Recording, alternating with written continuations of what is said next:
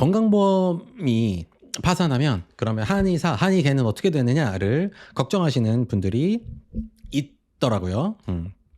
저는 이제 걱정해 본 적이 없는데 이제 코코마 한의사들이나 이제 꿈나무 친구들은 이제 걱정하는 경우들이 있어서 이 주제에 대해서 이야기를 해보고 싶어요.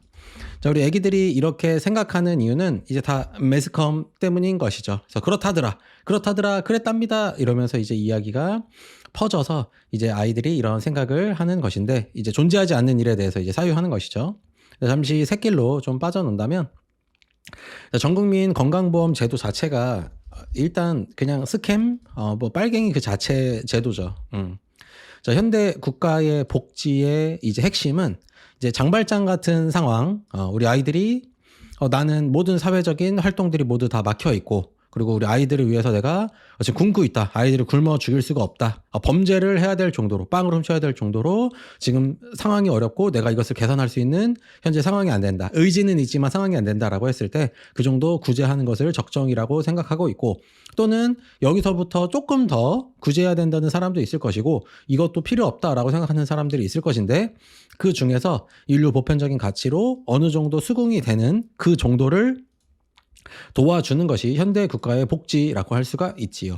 자, 하지만 전 국민의 수입을 강제로 착취를 한 다음에 그 다음에 국가에서 알아서 사용하는 것, 이것이 이제 공산주의 그 자체죠. 이렇게 하자고 한 것들이 이제 우리가 흔히 얘기하는 이제 빨갱이 그 자체인 거기 때문에 우리나라에서 이 제도 자체가 일단 기본적으로 스캠이다라는 사실을 우리가 인지해야 하는 것이 되겠죠.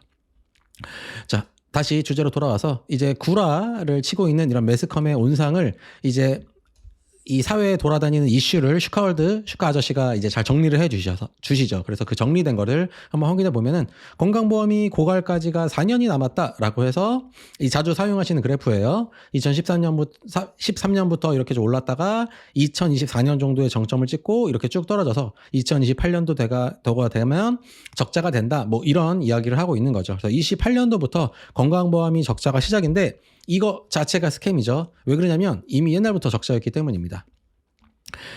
챗GPT한테 물어보면 되죠. 그래서 2007년부터 국채에서 건강보험 재정을 지원을 하였다라고 하고 있어서 2000년도에 건강보험공단이 이제 출범을 해서 이때부터 이제 빨갱이 제도가 시작이 됐고 2006년부터 법이 새로 만들어져서 2007년부터 건강보험 재정의 최대 20%까지를 타 세금에서 갖다가 메꿀 수 있다는 것이죠. 근데 이걸 왜 메꾸고 있냐?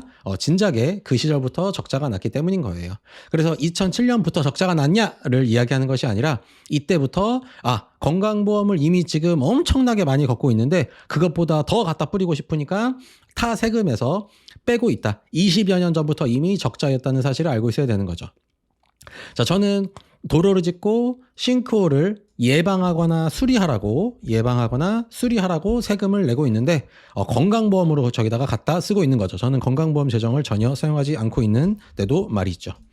자, 그래서 이미 저 사실 자체가 스캠이라는 것을 먼저 알려드리고 싶고, 그래도 아기들이 그 적자 폭이 너무 커져서 감당할 수준이 안 되면 어떡하냐라고 걱정을 할 수가 있겠죠. 이 그래프가 2028년도부터 적자라고 되어 있지만 이 그래프 자체가 스캠이라 이것을 전부 다 밑으로 끌어내리면 뭐 2014년부터 적자라고 치고 그러면 이렇게 유지를 하다가 적자가 더 커져 마이너스 16, 마이너스 27조, 마이너스 62조, 마이너스 100조 이렇게 돼서 정말 내가 한의사가 될 때 또는 내가 한의사가 된 다음에 한 10년 후부터 내가 항상 가장 절정의 임상을 할 때가 적자가 돼서 건강보험 제도가 없어지면 어떡하냐를 걱정하고 있는 것이죠. 그러면 이미 우리 선조들이 어떻게 했는지를 보면 되는 거죠. 이렇게 어떤 국가 재정에서 한국에서 국가 재정이 너무 감당할 수가 없다. 어떡하냐? 망할 것 같다. 라고 한다면 다음 세대에 그냥 미루면 되는 거죠. 내가 이걸 왜 걱정하고 있죠? 다음 세대가 어차피 알아서 할 텐데 바로 짜잔. 네. 이런 짓거리를 하면 되겠지요. 자, 국민연금도 마찬가지고 전기세도 지금 우리가 내고 있는 전기세에서 최소 20% 정도를 더 내야 되는데 이거 미래 세대에게 지금 보내고 있고, 가스비도 마찬가지고 모든 것들을 다 다음 세대 또는 다른 세력으로 역시 열심히 전송하고 있죠. 그래서 건강보험이 적자가 나서 적자의 폭이 너무 커져서 감당할 수 없다. 그러면 다음 세대로 그냥 미루면 되겠다. 그래서 어차피 알 바 아니라 뭐 이런 얘기가 되겠죠. 그래서 이렇게 된 이유. 국민연금부터 시작해서 뭐 전기세, 가스비, 건강보험도 이렇게 된 이유. 이게 좀 말도 안 되죠. 전기세도 지금 우리가 내는 거에 최소 20% 이상을 올려야 되는데 지금 우리가 엄청나게 싸게 전기를 이용하고 있고 가스비도 마찬가지고 건강보험 이미 예전부터 적자고 국민연금 이미 다 작살나고 있고 그래서 여기서 이제 다음 세대로 보냈죠. 이런 짓거리들을 하고 있는 이유는 여러분들의 조부모님이나 부모님 때문이죠. 그래서 저한테 얘기하실 필요 없고 뭐 정부 욕하지 말고 엄빠에게 얘기하면 돼요. 이거 엄빠들이 이렇게 하라고 정치인들한테 지시를 해서 정치인들이 저렇게 하고 있는 것이죠.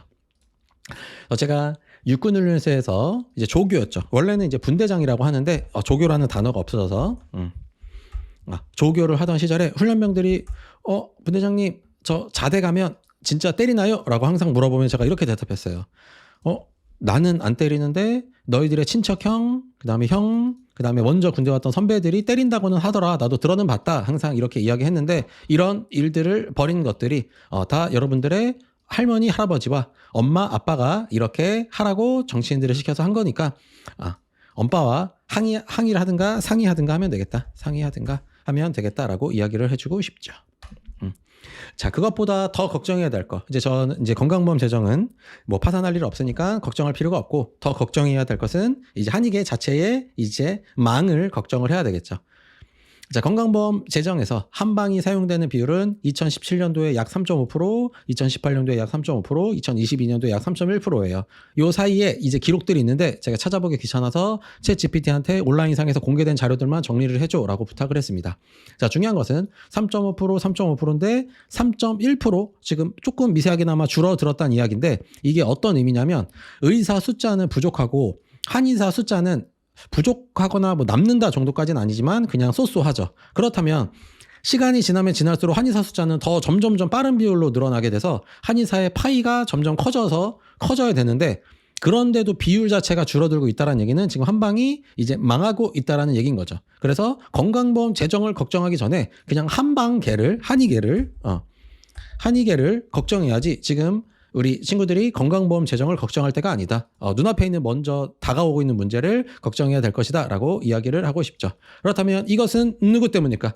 나쁜 선배들 때문일까? 선배들도 물론 문제가 있지만 그것보다는 여러분들의 할머니나 할아버지나 여러분들의 부모님 그리고 본인도 여기에 영향이 있습니다. 그래서 본인들이 항의를 하거나 엄빠에게 항의하거나 아니면 어떻게 할까? 상의하거나 본인이 자책을 해야 된다라는 것이죠. 엑스레이, CT, MRI, 혈당 상승 억제제, 혈압 상승 억제제, 지질 상승 억제제, 항생제, 항바이러스제, 스테로이드 이런 것들을 맹신하니까 한의원을 안 오시는 거잖아요. 그래서 본인도 마찬가지고요. 그렇다.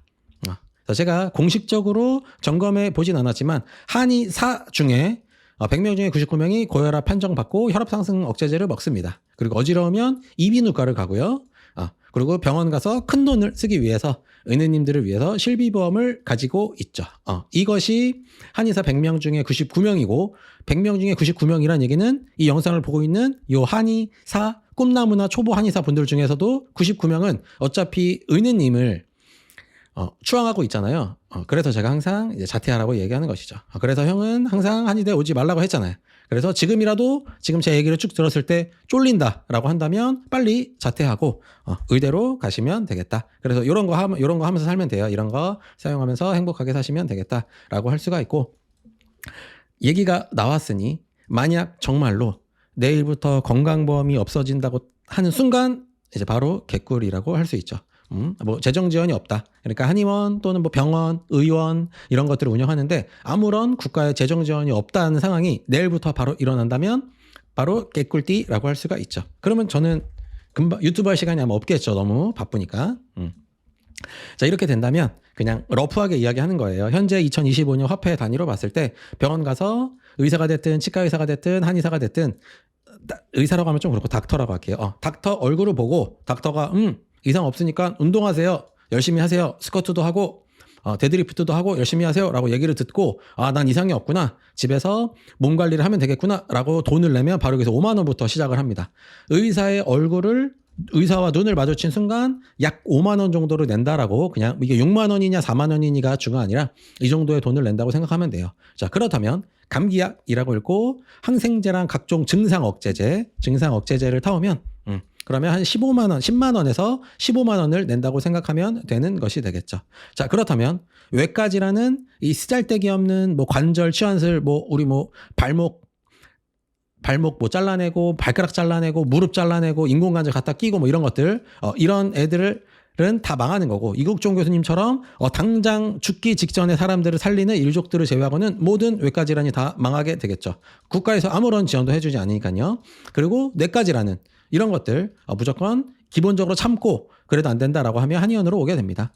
근데 한의사들은 의사의 임금의 3분의 1밖에 되지 않죠. 그래서 3분의 1만 줘도 만족을 합니다. 그렇다면 의사 선생님에게 나의 감기를 어떻게 고쳐야 될지, 내가 소금물로 가글을 하면 될지, 운동을 해야 될지, 아니면 가습기를 틀어야 될지 이런 걸 티칭을 받기 위해서 5만 원을 내야 되는데, 은혜님들은 5만 원 받으면 그런 일 안 하시죠. 그런데 한의사들은 할 수 있다. 왜냐? 임금이 낮으니까.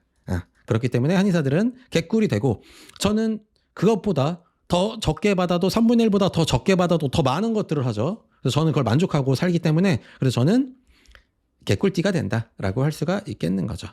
또는 그렇고요. 그래서 의느님과 한의사들은 같이 굶으면 생존율이 2.5배 이상이 되기 때문에 개꿀띠라고 할 수가 있게 되는 것이죠. 자, 이것이 제가 만약에 건강보험이 내일부터 다 작살이 난다면 어떻게 살아갈까, 뭐 먹고 살아갈지에 대해서 한번 이야기를 해본 것이고, 한번 이 영상을 보시는 이 한의사 꼬꼬마 친구들이나 이제 초보 한의사 분들은 저는 개꿀일 건데 너는 개꿀인지를 한번 다시 생각해 보셨으면 좋겠다.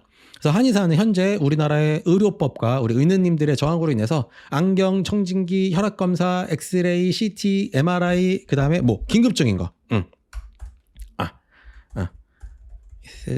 이스타민제, 긴급하게 사용되는, 아니면 뭐 스테로이드 일종도, 긴급하게 응급 상황에서 사용해야 되는 이런 약제들부터 시작해서 이런 것들까지 다 사용을 못 하고 있죠. 근데 정말 너는 이런 거 없이 치료가 가능하거나 또는 가능할 것이라고 생각하는가? 가에 대해서 한번 스스로 다시 자문을 해봤으면 좋겠다라는 점이죠. 자, 검사기기로 진단명을 받아오지 않는 환자를 정말 고칠 수가 있겠어요?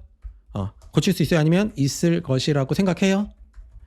이거 별로 믿는 사람들이 없는데 정말 괜찮겠어요? 이 환자가 어지럽대요.